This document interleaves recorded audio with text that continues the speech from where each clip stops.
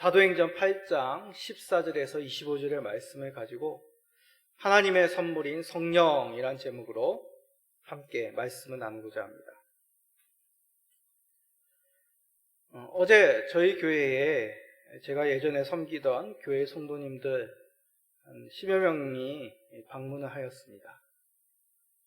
식사와 커피를 나누며 교제함으로 참 저희에게 큰 위로가 되는 힘이 되는 시간이었습니다.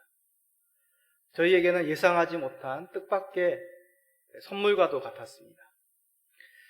이렇듯 선물이란 것은 생각하지 못하였지만 누군가에게 도움이 되는 것 또는 주는 것, 받는 것, 그런 의미입니다. 물론 예상하지 못한 것만이 선물은 아닙니다. 강력하게 바라는 것, 원하는 것도 선물이 되죠. 우리 자녀들 가장 바라는 선물이 뭘까요? 두둑한 용돈이겠죠.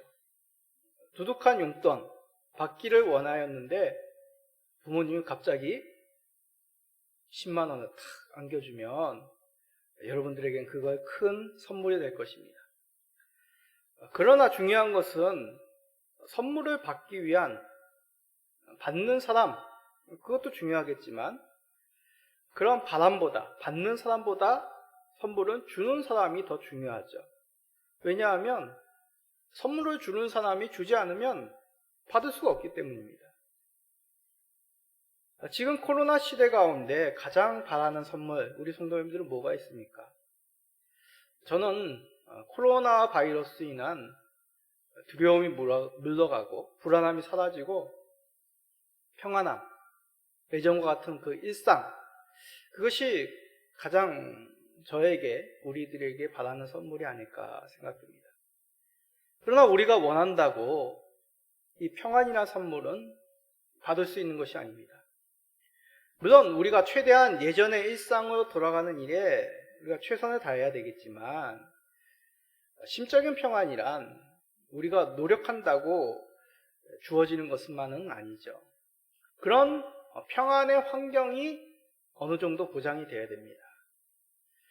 성도들은 이를 주 하나님으로부터 얻게 됨을 고백합니다. 물론 의학적이나 심리적으로 평안함, 그런 효과를 무시하자는 말이 아닙니다. 그러나 전적으로 아무리 좋은 백신, 아무리 우리의 건강을 보장하는 환경일지라도 궁극적인 우리들 가운데 평안은 하나님이 선물로 주셔야 됩니다. 이를 깨닫게 하시는 분, 성령 하나님이시죠. 자, 우리가 잘 알고 있는 요한복음 14장 26절에서 27절의 말씀입니다. 보혜사 곧 아버지께서 내 이름으로 보내실 성령, 그가 너희에게 모든 것을 가르치고 내가 너희에게 말한 모든 것을 생각나게 하리라. 평안을 너희에게 끼치노니 곧 나의 평안을 너희에게 주노라. 내가 너희에게 주는 것은 세상이 주는 것과 같지 아니하니라. 너희는 마음에 근심하지도 말고 두려워하지도 말라. 예수님께서 이 말씀 제자들에게 마지막 만찬 속에서 하신 말씀이죠. 이 만찬의 자리 가운데서 먼저 예수님은 제자들에게 고난을 예고하셨습니다. 그러나 예수님께서 십자가의 고난을 당하시며 그 앞도 제자들에게 평안을 비셨다는 것이죠. 주께서 주시는 평안으로 너희는 두려워하지 말 것을 당부하셨습니다. 이것은 제자들이 평안을 얻어야지 결심한다고 되는 것이 아니라 하나님이 보내주신 보혜사 성령님을 통하여 너희들이 평안을 누릴 것이라 예수님이 약속하셨죠. 복음의 전파가 바로 세상을 평안케 하는 사역입니다. 사도행전은 그런 의미 가운데 단지 초대교회의 역사를 말하는 것이 아닙니다. 예수 그리스도의 복음으로 말미암아 성령님께서 화평케 하시는 그 역사를 우리에게 증거하신 것이죠. 하나님과 원수되었던 우리들입니다. 그러나 하나님께서 약속하신 보혜사 성령님 선물로 우리들에게 보내주시기에 하나님의 택하신 백성들, 주의 나라의 거룩한 백성으로 맞아주셨습니다. 오늘 말씀이 세상을 화평케 하시는 복음의 역사적인 기록입니다. 그 중심 가운데 화평의 복음을 전파하시는 성령님이 사역하시는 것이죠. 하나님의 선물로 보내신 이 성령님을 세상 무엇으로 오게 할 수 있는 것이 결코 아님을 오늘 말씀 가운데 증거하십니다. 왜냐하면 성령님은 바로 제3위의 하나님이시기 때문입니다. 하나님이 보내주신 귀한 선물이기 때문입니다. 이 의미를 말씀을 통해 살펴보므로 하나님이 주신 선물인 성령님께서 우리 가운데 계시다는 사실, 우리 가운데 임재하신다는 그 사실이 얼마나 큰 은혜인지를 깨닫고 감사하며 누리는 이 시간이 되기를 간절히 축복드립니다.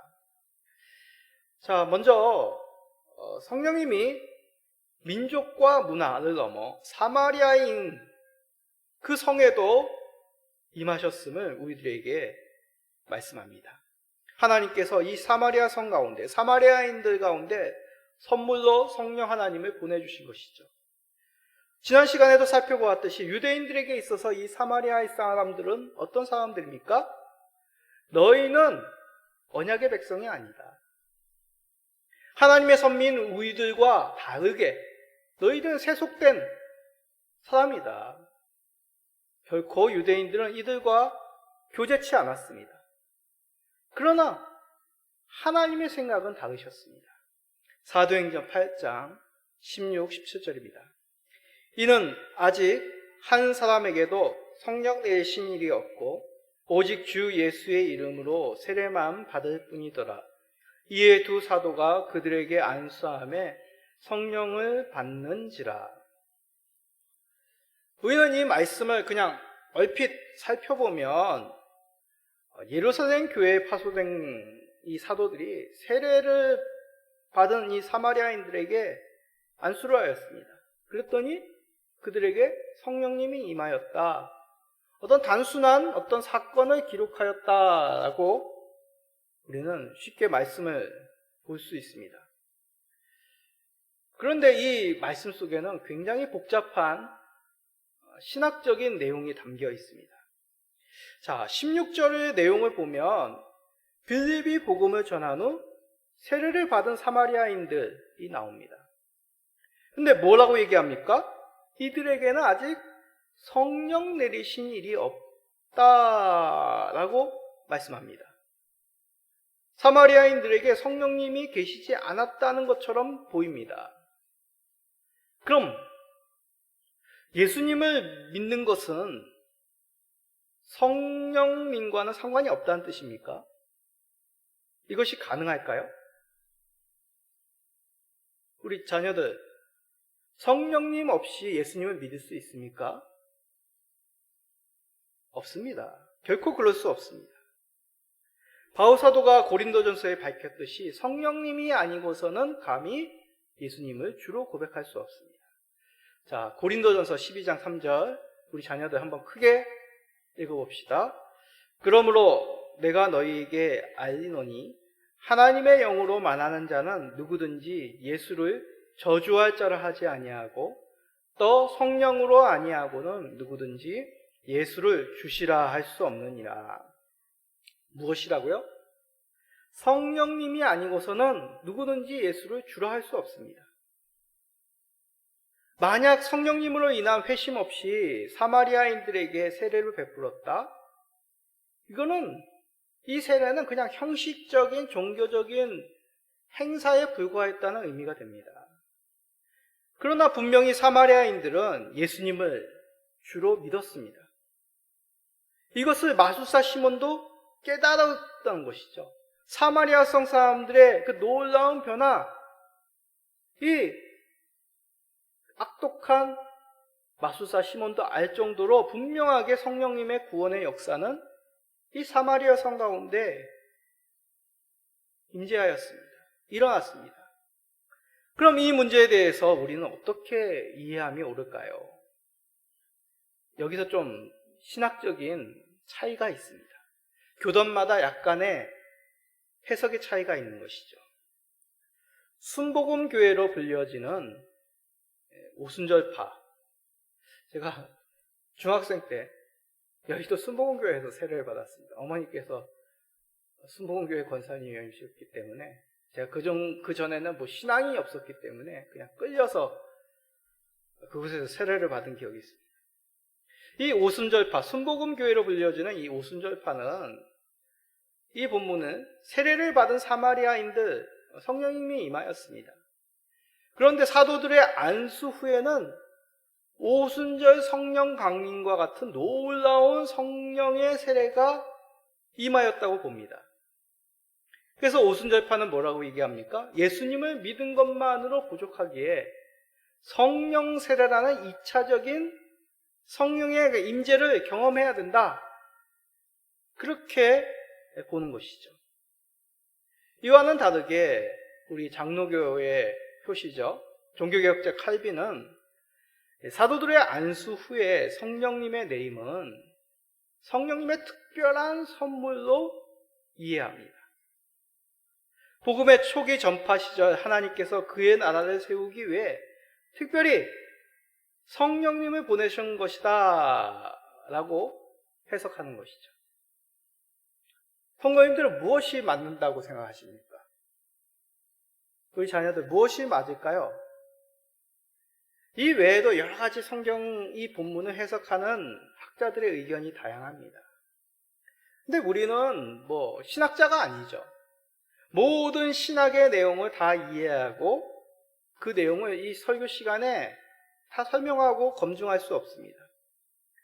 우리는 중요한 성경의 해석의 원리를 가지고 있습니다. 바로 성경 본문의 문맥을 통해서 이 본문이 무엇을 우리들에게 말씀하고 계시는지가 가장 중요한 성경을 바라봄의 원리인 것이죠.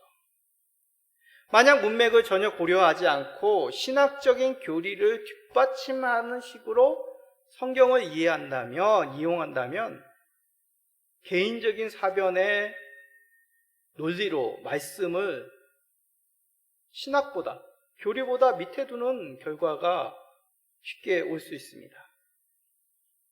말씀을 바탕하여서 교리를 정리하는 것이지 인간의 주장, 인간의 해석이 말씀보다 앞설 수는 없다는 것이죠. 오늘 본문도 교리와 충돌하지 않도록 문자적인 이해보다는 문맥 가운데서 이해하는 것이 옳은 성경 해석의 방법입니다. 그러므로 사마리아인들이 사도들의 안수함에 성령님을 받았다는 것은 이전에 빌립의 전도로 인하여 이 사마리아인들이 예수님을 믿은 당시에 성령님이 계시지 않았다. 이것을 말하는 것이 아니라는 얘기죠. 다시 한번 말씀드립니다. 사마리아인들이 빌립에게 복음을 듣고 믿고 세례를 받음에도 분명히 성령님이 같이 하셨습니다. 사마리아인들의 입을 열어 예수님을 주로 시인하게 하셨다는 것이죠. 그러면 16절의 말씀은 무엇입니까? 성령님이 분명히 내리신 일이 없다라고 기록하고 있는데 이 말은 무슨 의미일까요? 성령이 내리시다라는 것은 성령님이 쏟아졌다, 하늘로부터 강림하였다, 그런 원어적인 의미가 있습니다. 즉 오순절에 임한 성령님의 강권적인 충만의 역사를 의미하는 것이죠. 그럼 예수님의 제자들이 오순절 성령 강림 전에 성령님이 제자들에게 함께하지 않았습니까?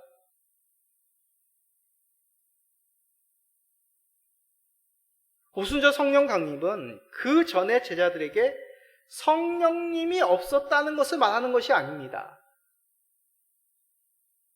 오순절에 성령님이 가셨다는 것은, 성령님이 임하셨다는 것은 예수님 승천 전 말씀하신 그 약속, 하나님의 선물인 보혜사가 임하여 제자들에게 떠나지 않고 함께하며 복음의 중심으로 활동하신다. 이것이 바로 성령 강림의 핵심적인 내용이죠. 오순절 성령 강림은 그 전에 성령님이 이들에게 임하지 않았다는 것을 말하는 것이 아니라는 것을 우리는 기억해야 됩니다. 동일합니다. 오늘 본문 핵심, 이 사마리아인들에게 예수님의 약속하신 보혜사 성령님이 임재하셨다는 것이 핵심이지, 그 전에 성령님이 이들에게 임재하여 예수를 주라 고백하지 않았다, 성령님이 계시지 않았다는 의미가 아닙니다. 빌립을 통하여 복음이 전해질 때, 예수님을 주로 고백할 때도 성령님이 계셨지만 16절에 말하는 성령님이 내리신 일이 없다는 것은 오순절 성령 강림에 하나님이 영이 그 충만하게 임한 적이 없다는 것을 말하는 것이죠.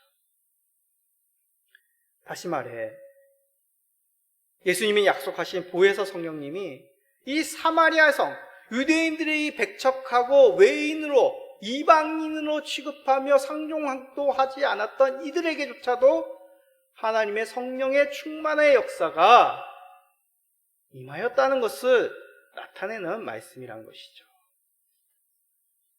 자, 좀 내용이 어렵게 느낄 수 있겠지만 단순하게 생각하면 쉽습니다. 그러한 역사가 사도들의 안수 가운데 성령님이 충만하게 임재하셨다는 것이죠. 이 사도들이 안수하였다는 내용도 참 중요한 내용입니다. 예수님을 믿은 사마리아인들에게 성령님이 오심은 오순절 다락방에 모인 제자들과 같이 이들이 모여 기도하는 가운데 성령님이 오신 것이 아닙니다. 오순절 성령 강림은 제자들이 마음을 같이하여 오로지 기도하는 가운데 성령님이 충만하게 임재하셨죠. 기억나십니까? 네, 떠나지 아니하고 예수님이 말씀하신 그 약속을 믿고 모여 한 마음으로 오로지 기도하는 가운데 성령님이 오셨습니다. 그러나 오늘 본문의 사건 속에서는 어떻게 합니까? 사마리아인들이 모여서 기도하는 가운데 임한 것이 아니라 사도들이 안수함에 성령님이 충만하게 임재하셨다는 것이죠. 이 내용을 잘못 이해하면 성령님의 충만의 주체가 사도들의 안수로 말미암아 성령님이 강하게 오셨다는 것처럼 보입니다. 아닙니다. 사도들이 사마리아인들에게 안수하는 가운데 성령님이 충만하게 임재하신 것입니다. 사도들이 안수를 잘하니까 성령님이 오신 게 아니란 얘기죠. 오순절 성령 강림도 마찬가지 아닙니까? 제자들이 마음을 같이하여 기도에 힘쓴 가운데 성령님이 충만하게 내리신 것이지, 제자들이 열심히 기도함으로 성령님이 오신 게 아니죠. 우리나라 말이 약간이에요. 뉘앙스, 이 의미가 굉장히 미묘합니다. 다시 말해, 오순절 성령의 강림의 주체는 제자들이 아니죠. 성령님이시죠. 오로지 성령님께서는 간절한 제자들의 기도를 통로로 삼아 오셨다는 얘기입니다. 사마리아 성에서도 마찬가지입니다. 사마리아 성에서의 성령 강림도 주체는 성령님이고 통로는 사도들의 안수, 사도들이었다는 것을 우리는 기억해야 됩니다.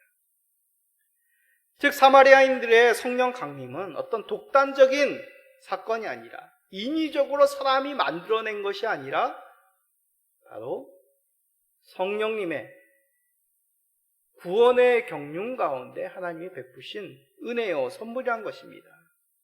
중요한 것은 사도들의 안수가 아닙니다. 안수 기도로 성령님이 강림하신다면 성령님을 어떤 도구처럼 우리가 부릴 수 있다라는 의미가 되는 것이죠. 성령님께서 사마리아 교회도 예루살렘 교회와 동일하게 은혜로 성령님을 강권적으로 부어주심으로, 충만하게 내리심으로 이 사마리아 성 가운데도 주의 공동체가, 구원의 놀라운 역사가 일어났다는 것을 이 본문이 말씀하고 있다는 것입니다. 무슨 뜻입니까? 오늘날 교회도 마찬가지라는 얘기죠. 주를 믿고 세례를 받음에 사람의 주인공이 아니라는 얘기입니다. 어떤 신령한 사도와 같은 능력을 가진 자가 안수함으로 오순절에 임한 그런 성령의 충만의 역사가 일어난다는 것이 결코 아니라는 얘기입니다. 예수님을 믿는 것은 하나님이 전적으로 성령님을 통하여 주시는 구원의 선물이죠. 결코 누군가가 안수함이나 열심을 내어 그 열심을 능력이 되어서 성령님이 임재하심이 아니라는 얘기입니다. 전적으로 하나님의 은혜요, 성령님의 그 놀라운 구원의 선물임을 기억해야 됩니다. 그 가운데 교회의 사역이 무엇입니까? 우리의 역할이 무엇입니까? 예루살렘 교회가 사도들을 파송하였습니다. 그냥 뭐 보냈다 행정적인 것처럼 보이지만 지난 시간에도 살펴보았듯이 유대인들, 예루살렘 교회도 역시 유대인들의 공동체입니다. 저 사마리아 성에도 성령님이 임하시고 예수님을 주로 고백했다고 편견 없이 민족적인 그런 벽을 무너뜨리고 사도들을 구원의 현장 가운데 파송함이 교회의 모습인 것이죠. 복음의 사역자를 세워 회심의 은혜가 있을 수 있도록 더욱 장려하고 사람을 세우고 성령님의 크나큰 구원의 은혜가 베풀어지도록 교회는 더욱 충성하며 그 하나님의 뜻에 순종해야 되는 것입니다. 우리들이 그런 하나님께서 보내신 성령님께서 우리 가운데 오심으로 지금 이 자리에 있어 예수를 주로 고백하고 있는 것입니다. 그러기에 우리는 주를 고백함, 나의 노력, 어떤 누군가의 신령한 힘으로 말미암음이 아니라 하나님의 은혜, 성령님의 선물로 말미암아 그 복음이 우리 가운데 심겨져 예수를 주로 고백하였던 하나님의 귀한 은혜의 산물임을 잊지 말아야 됩니다. 구원의 은혜가 더욱 일어나며 사람들에게 그 성령의 충만함의 역사가 일어나기를 간절히 기도하시는 우리 성도님 되시기를 축복드립니다. 자, 이 내용이 잘 이해가 되십니까? 이해가 되시면 다시 설교 말씀을 유튜브로 보시기 바랍니다. 우리 자녀들 이해가 되나요? 앞에 말씀을 들으면, 잘 들었다면 한 가지 질문이 생겨야 됩니다. 저도 이 학생 때 이런 질문이 많이 생겼습니다. 그러면 지금 나에게는 왜 사마리아 성 사람들처럼 오순절 다락방에 모인 사도들처럼 제자들처럼 그 놀라운 성령의 충만함의 역사가 일어나지 않을까? 사마리아 성 회심의 그 사마리아인들도 이 강력한 성령 충만의 은혜를 누렸는데 왜 나는 없지? 뜻 믿는 건지 안 믿는 건지, 교회 1시간 예배 드리는 것도 힘들고 교회 가는 것도 싫고. 자, 이런 질문이 든다면 우리는 스스로 정말 중요한 질문을 던져야 됩니다.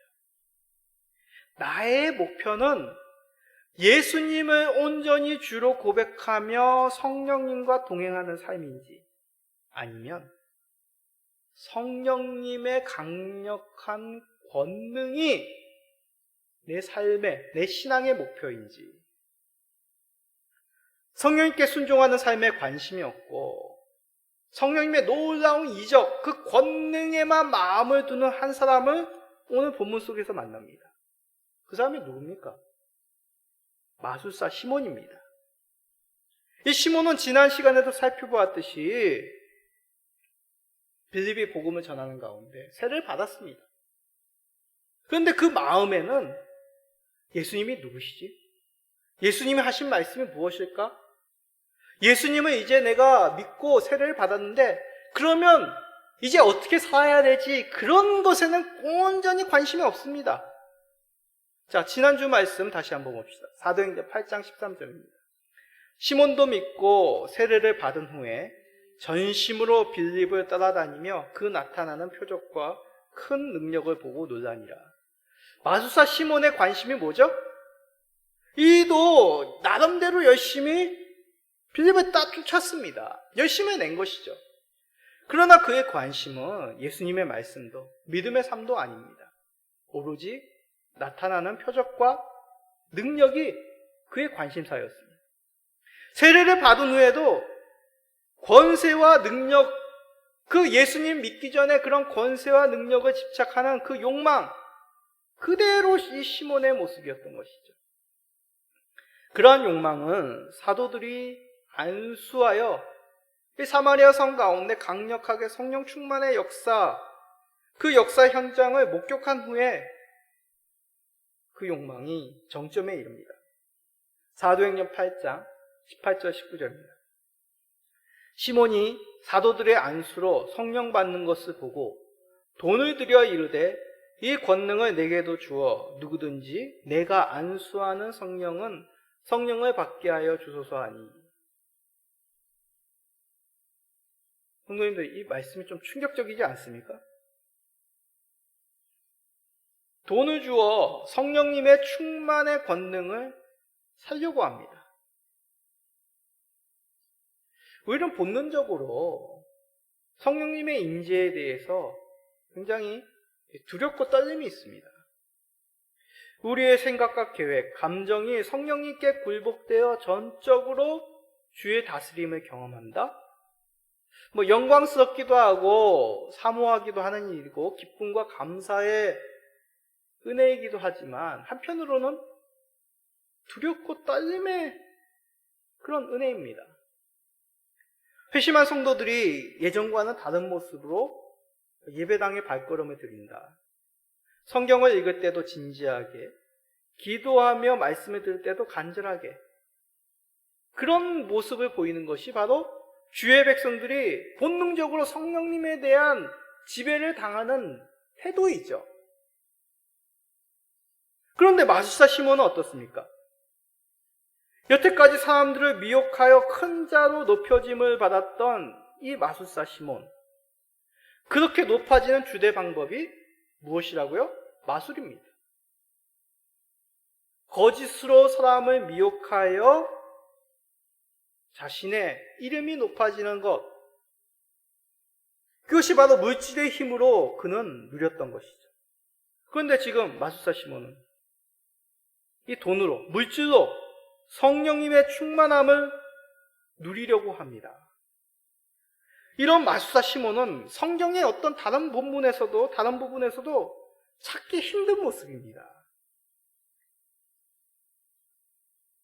그런데 오늘날 이러한 비슷한 행위가 있습니다. 다름 아니라 성직매매죠. 성직매매, 영어 단어로 시몬입니다. 시몬이. SIMONY. 시몬이. 마술사 시몬이라는 단어에서 파생된 단어가 시몬이. 성직매매입니다. 이 성직매매는 교회 역사 가운데 칼게돈 공회라는 것은 이제 그런 교회 지도자들이 모여서 함께 교리를 정리하고 여러 가지 신학을, 교리를, 바른 믿음을 세웠던 그런 모임을 공회라고 하는데, 칼게돈 공회에서 법령으로 성직매매는 금하였습니다. 그러나 중세에 이르러 성직매매가 성행되었죠. 그래서 우리가 알다시피 종교개혁이 시발점의 한 원인이 됩니다.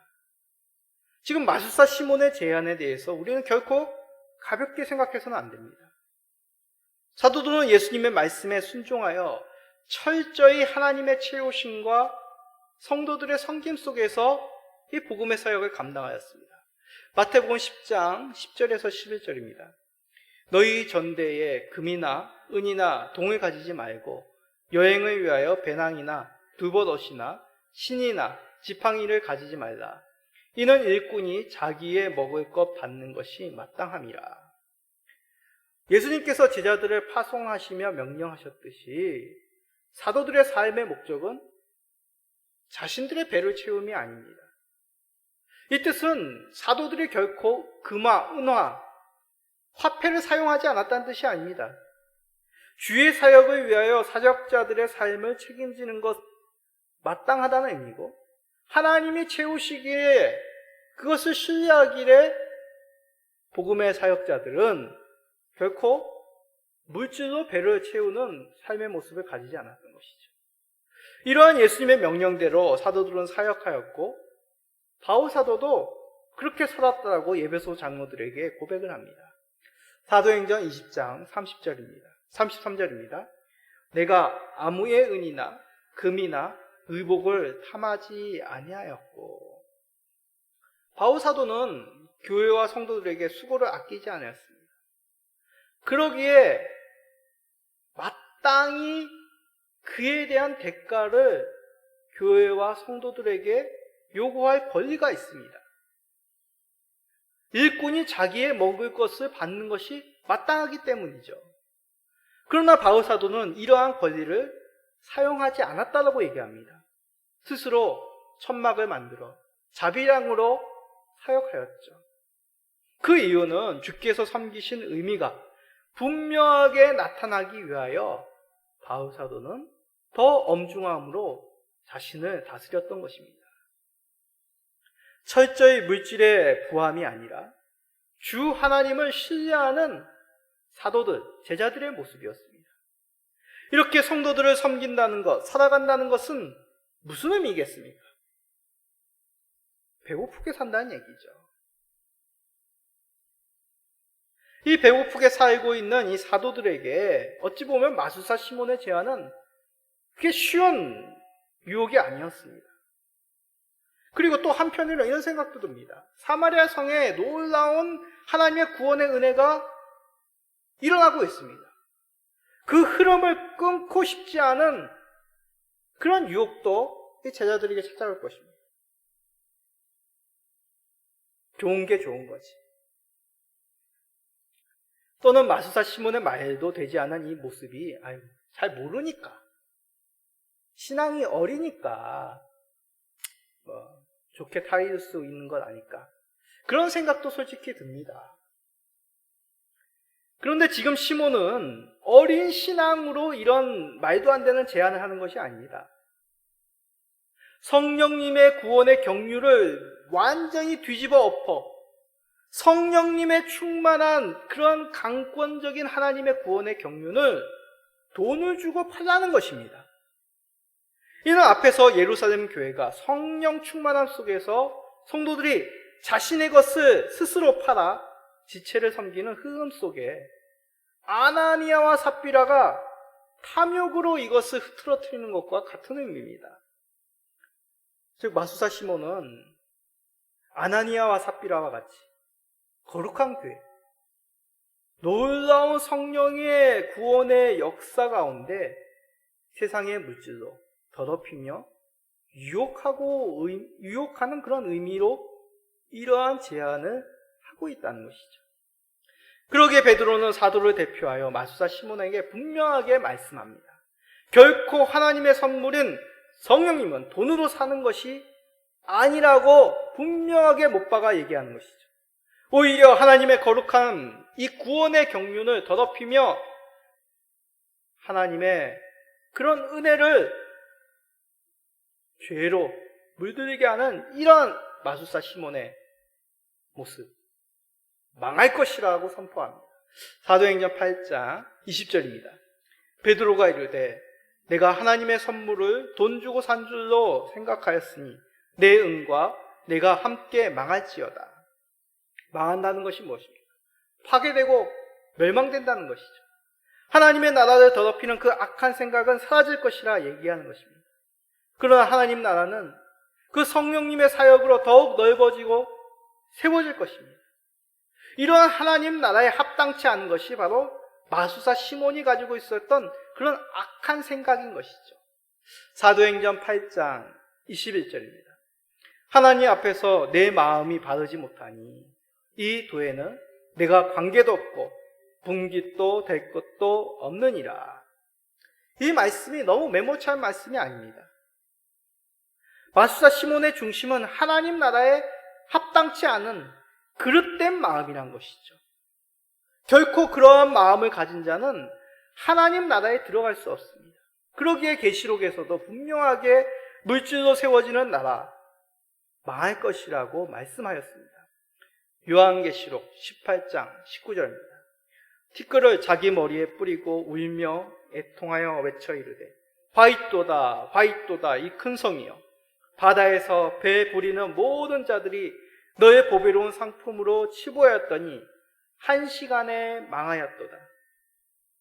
이 말씀은 사도 요한을 통하여 예언하신 말씀입니다. 음녀의 성으로 일컫는 그 바벨론 성, 물질로 자신의 부를 자랑하였습니다. 그러나 하나님의 심판으로 말미암아 어떻게 하였다고요? 한 시간에 망하였다. 급박하게 하나님의 심판으로 사라질 것을 말씀하는 것이죠.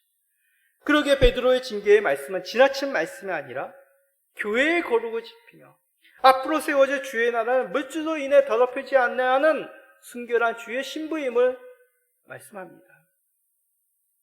우리는 이것을 통해 하나님이 주신 선물인 이 성령님과 그의 권세를 결코 물질로 소유하거나 행할 수 없음을 깨닫게 됩니다. 이것은 반대의 의미죠. 끊임없이 사단은 이것을 가지고 우리를, 교회를 타락시키고 유혹한다는 것입니다. 중세의 교회들이 그 유혹에 넘어가 타락의 정점을 찍은 것이죠. 오늘날은 어떻습니까? 위험하죠.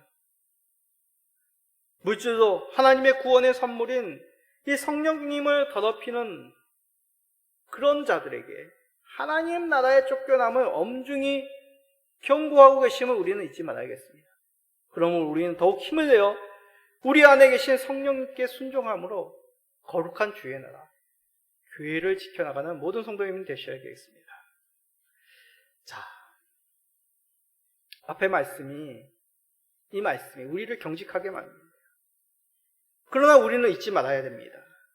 하나님의 징계하시는 목적이 뭘까요? 죄범한 자들이 하나님께 돌아오기를 원하시는 것입니다. 회개하여 주의 나라에 들이시기를 원하시는 것이 하나님의 중심입니다. 그래서 베드로는 시몬에게 이렇게 얘기합니다. 사도행전 8장 22절입니다. 그러므로 너희 이 악함을 회개하고 주께 기도하라. 혹 마음에 품은 것을 사하여 주시라. 회개가 무엇입니까? 돌이키는 것입니다. 죄에서 떠나 주님 앞에 자신의 죄를 자복하며 그 중심을 하나님께 세우는 것이죠. 그렇게 돌이키는 자들에게 용서하기를 기뻐하시는 우리 인애가 풍성하신 하나님입니다. 유에서 2장 13절입니다. 너희는 옷을 찢지 말고 마음을 찢고 너희 하나님 여호와께로 돌아올지어다. 그는 은혜로우시며 자비로우시며 노하기를 더디하시며 인애가 크시사 뜻을 돌이켜 재앙을 내리지 아니하시하느니. 회개하는 자는 마음을 찢어야 됩니다. 분해시키고 그 더러운 마음을 사라지게 해야 되는 것이죠. 하나님 앞에 죄를 자복함으로 하나님의 용서하신 은혜를 경험해야 됩니다. 이 모습이 외식이 아니라 진실된 중심일 때 하나님께서는 자신의 본성대로 의를 그 사랑으로 맞아주신다고 약속하셨습니다. 그러나 여전히 마술사 시몬은 어떡합니까? 자신의 죄를 고백하며 돌이키는 것이 아닙니다. 성령님께 굴복되기를 원치 않습니다. 그의 고백을 들어보십시오. 사도행전 8장 24절. 시몬이 대답하여 이르되 나를 위하여 주께 기도하여 말한 것이 하나도 내게 임하지 않게 하소서 하리라. 무슨 뜻입니까? 상식적으로 내가 그 죄를 회개하고 용서해 주실 것을 간구해야지 왜 사도들에게 나를 위하여 기도해 달라고 요구할까요? 자신의 기도보다 사도들의 기도가 더 권능이 있다고 생각하는 것이죠.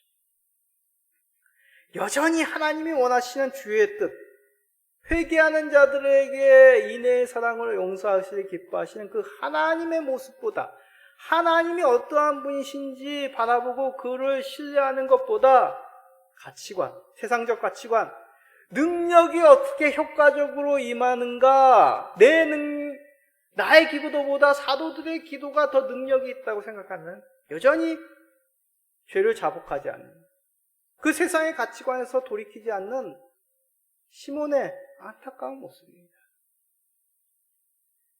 결코 하나님은 효율적으로 구원의 사역이 일어나는 것, 그것이 성령님의 관심사가 아닙니다. 그 중심으로 자복하고 죄에서 떠나는 그 중심, 하나님의 앞에 순수한 그 중심, 하나님께 복종하고 싶은 그 어린아이와 같은 그 중심을 우리 하나님은 원하시는 것이죠.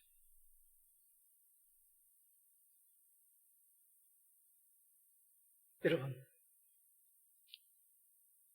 돌이키지 않는 이 세상의 권세, 가치관, 그 익숙한 자가 결코 돌이키지 않으면 구원의 사역은 멈출까요? 마지막으로 사도행전 8장 25절 봅시다. 두 사도가 주의 말씀을 증언하여 말한 후 예루살렘으로 돌아갈새 사마리아인의 여러 마을에서 복음을 전하니라.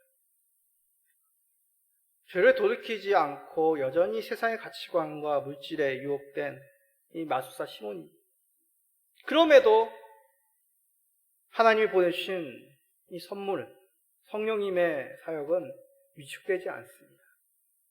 사도들은 단호하게 징계의 말씀을 선포하며 회개할 것을 전함으로 교회를 보호하고 그 복음의 사역을 더욱 흥황케 하는 모습을 봅니다. 우리도 하나님이 주신 선물인 이 성령님께 민족과 문화의 벽을 넘어 거룩한 복음의 사역을 행하심에 우리는 적극적으로 우리의 중심을 담아내야겠습니다. 능력과 효율이 아닙니다. 세상의 가치관이 주가 되서는 안 됩니다. 하나님의 선물인 이 성령님께 우리는 순수한 마음으로 복종하며 따라야 되는 것이죠. 우리에게 이미 이 구원의 은혜를 허락하셨습니다. 어떤 나의 결심, 나의 힘으로 구원의 백성 얻은 것이 아니라 하나님이 보내신 이 전적인 선물인 성령님의 충만함으로 우리가 예수를 주로 고백하며 이 교회에 세우는 거룩한 사역에 동참하고 있습니다.